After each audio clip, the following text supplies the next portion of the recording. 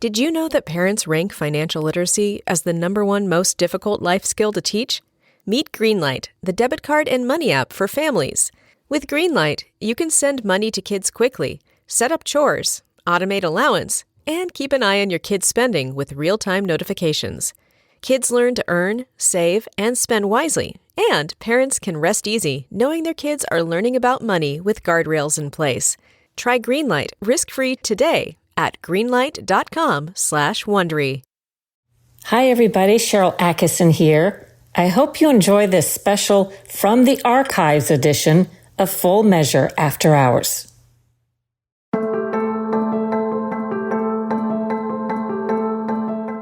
Hi everybody, Sharyl Attkisson here. Welcome to another edition of Full Measure After Hours. Today, what's behind the long wait times to see the doctor? I'll bet a whole lot of you listening have experienced what we're talking about today, excruciatingly long wait times to see the doctor for maybe a basic checkup, maybe to establish a new doctor, or even for important surgery. What exactly is going on? After Obamacare, we were promised everything with our healthcare system would be better. And while it's true that more people now have insurance coverage as a result, America's total health bill has skyrocketed. We are paying more in premiums, but also through invisible costs such as taxpayers paying for all the people getting subsidized on insurance. Yes, some of them are paying a reduced amount, but we're all picking up the slack. We also have to pay more for Medicare and Medicaid. That's insurance for the poor and the elderly. So it may seem like things are somewhat affordable in the moment because when you pay out of pocket, that amount may not seem too bad, but we're getting hit in a way that's bigger than ever when you're talking about total costs that we're covering in other ways. And in the meantime, with more people having insurance and us paying more than ever, people are getting sicker and sicker with all kinds of chronic disorders. More people are trying to see the doctor and finding they can't get a timely appointment. It's reached crisis proportions in some cities. Here are a few stats according to surveys. The average wait time for new patient appointments in 2004, way back then it was widely considered unacceptably long. It was just over 4 weeks. But by 2022, the last date they have figures for this, the wait had grown a full week longer. Now, the average wait for a new patient appointment had grown to 5 weeks and a day, or 26 days. But that's hardly the worst of it. For a heart checkup with a cardiologist, hope nothing's wrong with you because you could find yourself waiting as long as 4.5 to 5 months in Washington, D.C. and Houston, Texas. You could wait about 5.5 months in Seattle, Washington. Same in Miami, Florida and Atlanta, Georgia. And you might be waiting 9.5 months in New York City for a heart checkup with a cardiologist. In Atlanta, Georgia, the longest wait time for a basic women's gynecological exam jumped from about 2.3 months in 2004 to nearly 8 months in 2022. Hope you're not suffering anything serious when you're waiting for that gynecological exam. In Portland, Oregon, to check for possible skin cancer with a dermatologist, the longest wait time went up from about 2.3 months back in 2004 to 10 months in 2022. And in San Diego, California, just try to get an appointment with an orthopedic surgeon for a knee injury. You're going to be in pain for a long time. In 2004, you could find yourself waiting about 1.6 months, but in 2022, that wait time skyrocketed to more than 11 months. Imagine waiting about a year to get an appointment with an orthopedic surgeon for a knee injury. In today's podcast, we're going to get some insight into all of that with a physician and professor at Harvard Medical School. He also takes care of patients at the Beth Israel Deaconess Medical Center. He is Dr. Ateev Mehrotra. He studied this issue and has some great insight into what's happening to our healthcare system and maybe what we could do about it. Here's Dr. Mehrotra.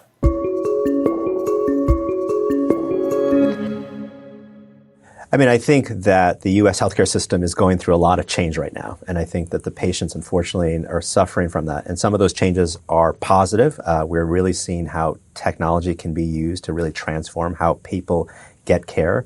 And we're before it was always this theoretical idea in the future, but now most Americans through telemedicine and portals and other things are actually seeing that their day-to-day experience getting care is changing. But at the same time, we're also seeing some trends that are really disturbing in terms of consolidation in the healthcare system, private equity, buying hospitals and practices. And I think people don't feel like they're getting the same care that they used to. And I think that's a source of, understandably, great frustration for the average American, and also the wait time thing we're about to talk about. What is that you have looked at and studied? Yeah, most of my work has been on the digital health transformation in the United States, and both what's happening, what are the new ways that people are getting care, what has been the impact of that in terms of quality, spending, access to care, who's actually receiving this new form of healthcare. I feel like it's almost a time from the past to be able to say, hey, I needed to see my doctor and got in to see him today or the next day or on a timely basis. So many people are saying they're having trouble getting basic appointments or even to see specialists. That's a whole new ballgame. Yeah, and I think you touched, you hit upon a really important issue. Both seeing your regular doctor, your primary care doctor, Americans increasingly are having difficulty getting in a timely manner today, tomorrow, as well as specialty wait times. Those have gone up quite a bit over the last decade or so. And so what you're describing and I hear from my friends and family also, why does it take so long to get to see a doctor or schedule an appointment? Not all that long ago, we heard stories about this in other countries. We would say, oh, the Canadians are coming here for health care because they have to wait so long to see a doctor. They have to wait months and months or a year for a surgery. It now feels like we're approaching something like that. Can you say why this is happening or explain some of the factors behind it? Yeah, so first, I think you're correct. And when people have done surveys of people in different industrialized nations, it is what we're describing, the average American in terms of getting into their regular doctor in a timely manner has about the same difficulty as in other industrialized nations, or in some cases it's worse here in the United States. So I think just to echo what you're saying, I mean, in terms of what's driving this, there's obviously at its heart, it's a supply-demand issue. The supply of physicians in the United States has been per capita, has been stagnant or gone up just a little bit, but the demand for healthcare has gone up. Some of that is because our population is aging, and an older adult needs more healthcare on average than a younger adult or a child. Another aspect of this is we in the United States have made a big push to expanding insurance. And so now when you have insurance, you can go get care. So that means more Americans can actually go and get care, which is good, but that increases demand. And also maybe something that people don't recognize as much is the style of healthcare has changed. And what I mean by that is what we would have previously just had your primary care doctor handle, increasingly we have a specialist handle. One study found that if over a decade, the fraction of primary care appointments where the primary care doctor referred to a specialist more than doubled. Well, that means a large amount of demand out there in terms of more specialty needs. And that, again, some of it is driven by the complexity of healthcare. There's so much to know, and how can the average primary care doctor know all the nuances on many conditions? And I also think that's on the patient side, where previously they might have been okay having their primary care doctor handle a problem, but now there's an expectation, no, I'm going to go see a specialist for that problem. And so that's also driving that increased demand for specialty care. So I think a combination of increased demand is really largely contributing to the problem we're describing. From the patient's viewpoint, do you have any stats, or has someone collected facts over time that shows how long waits for a typical appointment used to be compared to what we're facing today? Yeah, there are some numbers. Merritt Hawkins, for example, does a secret shopper study every couple of years, and what they're describing, and then they do that in different markets in the United States for some. I have a knee problem, or I got a rash, I got to go in. And what they're documenting in those secret shopper studies is a substantial increase. If I remember exactly, it's about a 35% increase in the wait time to get an appointment in the United States. Another trend I've noticed, and I've heard from other people as well, there are places that won't even take appointments. They're so booked out into the future. And I know Mayo Clinic had this issue because we called to try to get an appointment for something. And they said, not only can we not get you now, we can't put you on the waiting list, and don't even call in 6 months because that's too soon. That's sort of like, it starts to feel like crisis proportions in terms of when do we know we've reached something that someone takes some kind of action to take care of or try to fix. Yeah. And I think that is, where I hear it most is a person moves to a new town, they need to get a new primary care doc, and they start calling around. And so many of the primary care practices say we're close to new patients. And that is a source of enormous frustration. And then you go to your insurance book and you look at the different primary care doctors listed, but many of them are full. And I think that really highlights, the difficulty here. But I also want to bring up another complexity why it's not just about the supply of physicians. Because if that was the case, then we were to go around the country, and in areas of the country where there are a lot more physicians per capita, for example, where I live in Boston, Massachusetts, or New York City, or Florida, where we have more doctors per capita, we would expect in those areas of the country it would be pretty easy to get into a doctor. And in other areas of the country that have fewer physicians, it would be much harder. And that's not what we see. We see across the country, even in those areas that have more physicians per capita, we see more, terrible wait times. Again, for example, where I live in Boston.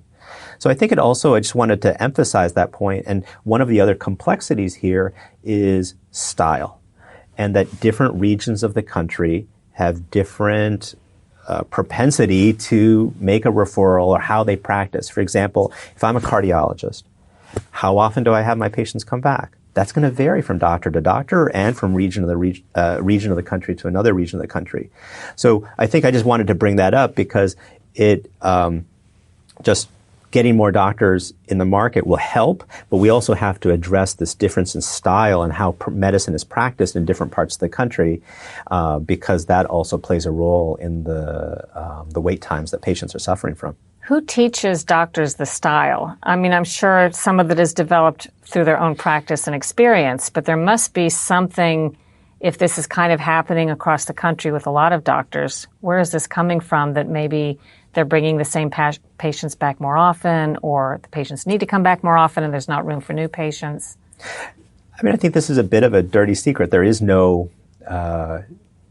in medical school, there's never a lecture on when you have a patient with high blood pressure, how often do you bring them back?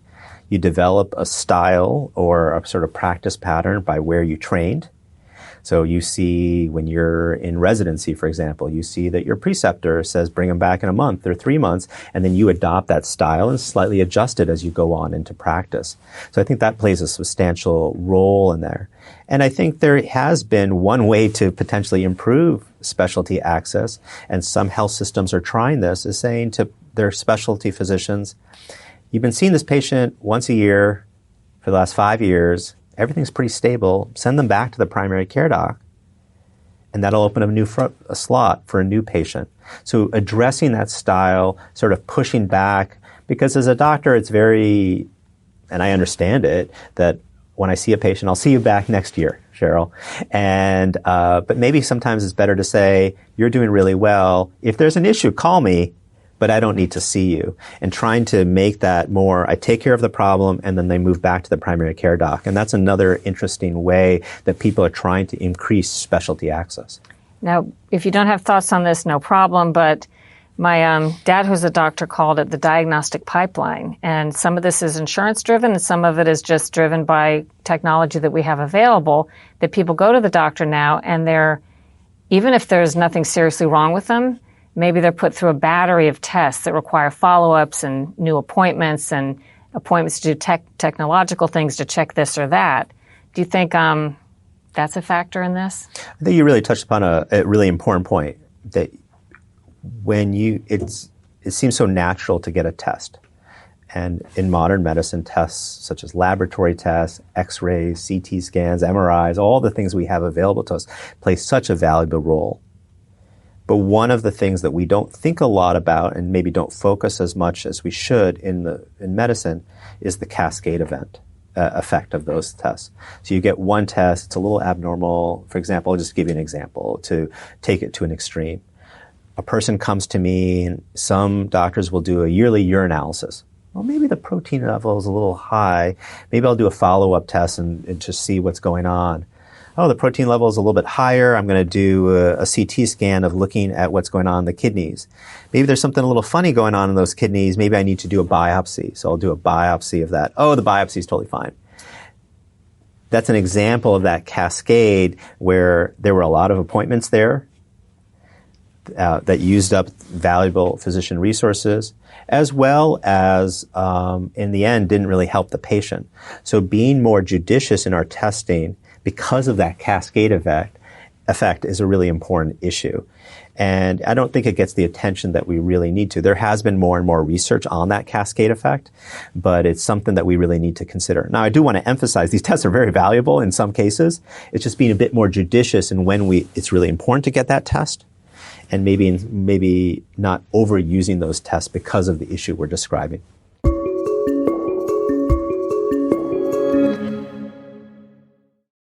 I take your point about the aging of America and people living longer and needing more care. It also seems to me, just anecdotally, that young people are sicker now. There's a lot of chronic illnesses, whether we're talking about, bowel disorders, Crohn's, juvenile diabetes, allergies, that sort of thing. So have you looked at, or do you know of anyone who's looked at the impact that not just older people are having on seeing the doctors more often, but are we sicker as a society than we used to be? I think the place that there's been the most attention to that is in the area of mental illness, where year over year, more and more patients are seeking mental health treatment. And that has been a real positive. We have really decreased the stigma about saying I have depression or I have anxiety or whatever other mental disorder is that there is. And that has, I think, been a very positive change in our society. On the other hand, because on average, an adult in the United States is more likely to go get care, that has put a tremendous amount of strain on our mental health specialty clinicians, and maybe more than almost any other area, in particular in the pandemic. We've heard so many people struggling, their children are struggling, their loved ones are struggling, and they just can't get in to see somebody. And I think that is reflective of some of the societal changes we've seen in the mental health area. Whose job do you see it as being the fix, sort of putting their finger on the pulse of all this and trying to implement some kind of solution? There are, in terms of solutions for this problem, I think there are a bunch of them that there's going to be no one single fix on this issue. And some of it is going to be on the healthcare system, individual doctors' offices, health systems to implement changes. And some of it is going to be larger policy issues. And I'll kind of touch upon a couple of those, and we can, on the clinician side, there's an interesting paradox, which is, let's say I've used the example of a cardiologist, and it's a very valuable resource. It's taking months for people to come in. But on the other hand, when you go to their average day, many of those appointments don't go filled because of no-shows. Because people schedule appointments months and months ahead of time, and for a variety of reasons, life happens, they forget, and they don't cancel the appointment. And so you have this really paradoxical situation where some of those resources are not used effectively. So one of the things that some health systems are trying to do, and I encourage more to do so, is how do you improve the scheduling system, reminders, and how people make those appointments so that we can better take advantage of that, and so we don't have so many free slots going unused. And some doctors, what they'll do is double book or triple book because they assume some people don't show up, but then when everyone shows up, then people wait, and it's a very frustrating situation. Another aspect of this, which is that I've been really intrigued with, is a thing called e-consults. And what that means is that so many times when you go to a primary care doc and say there's a rash, and the doctor's not sure exactly what's going on, right now they would say to you, I'll make a referral to a dermatologist and you go see the dermatologist. But a bunch of health systems around the country are implementing a thing called e-consult. They say to the primary care doc, look, go to the computer, take a photo of what's going on with the rash, tell me a little bit about what's going on, and a dermatologist will look at that within 24 hours and get back to the primary care doc. And sometimes they'll say, oh, this is what's going on, just do X, and you're fine. And the patient never ended up having to go see the dermatologist. So the patient saves a lot of time, and the patient gets the care that they need in a timely manner. And they're finding with those kinds of systems that they can reduce the number of specialty referrals by about a quarter, and therefore improve wait time. So another way that people can actually get the care that they need. Another thing that I'm really excited about is telemedicine and portals. I don't know, a patient portal is just, I think, what most people have in the country, where they can go to their doctor and just ask them a question right away and get an answer relatively quickly, as opposed to waiting for a couple of months if you're already plugged into the practice. And during the pandemic, more and more people are really taking advantage of that. And that's a really efficient way for people to get the care they need, at least for some things, where they don't need a visit, to actually get questions answered. So those are some examples on the health system side that I think are really, really important. And just, I can go in more, but yeah, about how they can improve the process and therefore decrease the wait time and use this resource more efficiently. I mean, the frustrating thing from my standpoint is it relies on nobody in particular to kind of realize and implement changes in a way that doesn't seem to be organized by the American Medical Association, or whoever might organize it. What about policy? You mentioned maybe some policy things that could be done. Do you mean by federal government or by medical groups doing policies? So I think first I want to emphasize, you made a really valuable point. The U.S., we don't do a lot of top-down policy. We have each health system, each doctor's office is implementing these changes, and there's no one saying, you got to do something in terms of making change. I do think there are a couple of places where policy could have a very valuable role. The first is in terms of residency slots. One of the reasons that I told you at its heart is a bit of a supply problem. We haven't really increased the number of specialists per capita relative to demand. And we've kept that relatively tightly restricted and limited the number of international medical grads who can come and do into our training programs, as well as limited the number of medical schools. We could, as a nation, decide that we want to train more physicians. It's not going to fix the problem tomorrow. It's going to be a long timeline because it takes a while to train doctors. But that is one area that we could emphasize, a way to improve this problem. Another way is to put pressure on individual health systems to improve specialty wait time. There was a recent congressional hearing just last week where they were talking about one of the things we're trying to do in the U.S. healthcare system is not just pay doctors for providing care, but actually on the quality of care they provide.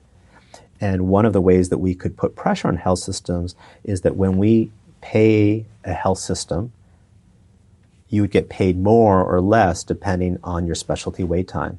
So a health system that has very poor specialty wait time would hit their bottom line. And the idea would be is that this would force those health systems to put more resources and tackle this problem, as opposed to maybe ignoring it if they don't prioritize it. So those are two examples of policies that we could address. And from a patient standpoint, is there anything you can recommend a patient can do if they're facing a long wait time? Maybe they're new to an area and they really need to get in to see a primary or a specialist. What advice do you have? I wish there was an easy answer, and I've certainly had lots of friends and family. A lot of it is, unfortunately, people calling and asking around and pulling favors, which is not a very useful piece of advice. My only other thought is that increasingly for some issues, you don't need to go to a doctor in town.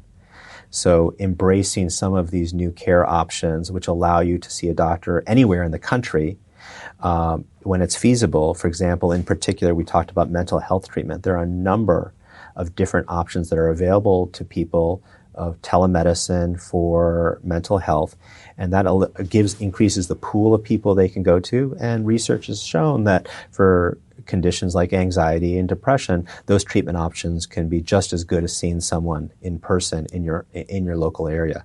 So those are two considerations. I'm not sure but in particular, the first one, it's tough. I mean, would you recommend something practical? And I don't know if you would.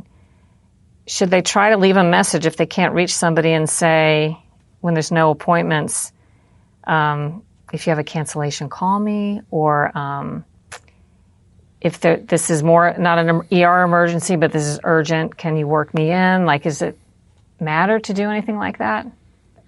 Yeah, certainly it can't hurt. I guess when your comment really makes me frustrated, because that's exactly what the clinic should tell the patient, right? Because I told you already that unfortunately, often there's no-shows.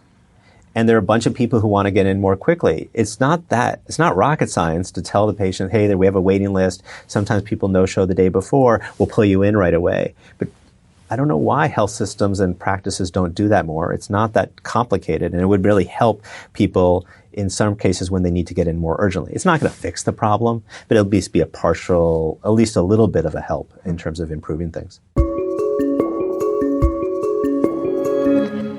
I hope you enjoyed today's podcast, and that if you did, you will leave a great review and share it with your friends. To see the actual story on Full Measure, you can watch on Sunday, March 3rd. To find a list of stations and times, go to SharylAttkisson.com and click the Store tab.